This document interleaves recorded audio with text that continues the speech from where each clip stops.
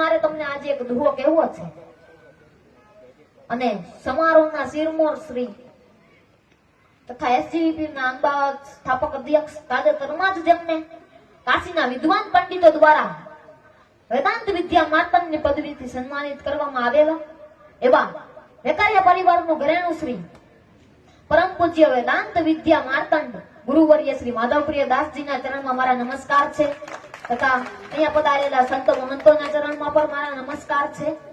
અને આજે મારે તમને એક દુહો કહેવો છે. એ દુહાને તમે જીવનમાં ઉતારી લેશો તો તમારી જિંદગી સુધરી જશે ને મારું મોત સુધરી જશે એવો આ દુહો છે. એવો આ દુહો છે. દુહો શું કે છે કે આનંદ કે કર્માનંદા સગા સારા કે સંપ. આનંદ કે કર્માનંદા સગા સારા કે સંપ. અને એનો જવાબ દીધો છે કે ચીપર ફાટી ને પછી ધ્રંગ હુઓ. ચીપર ફાટી અને પછી ધ્રંગ હુઓ પછી લાપડિયા ધ્રમ ગ્રંથ.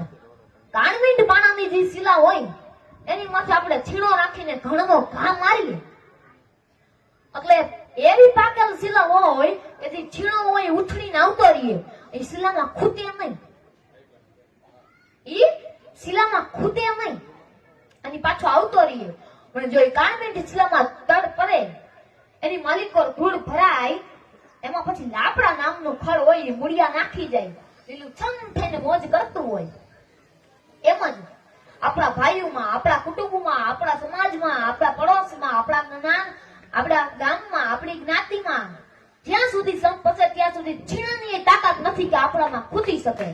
પણ જેથી ભાઈઓમાં સંપ તૂટશે ને તેથી પછી લાપડા મોજ કરતા રહી જશે. પછી લાપડા મોજ કરતા રહી જશે.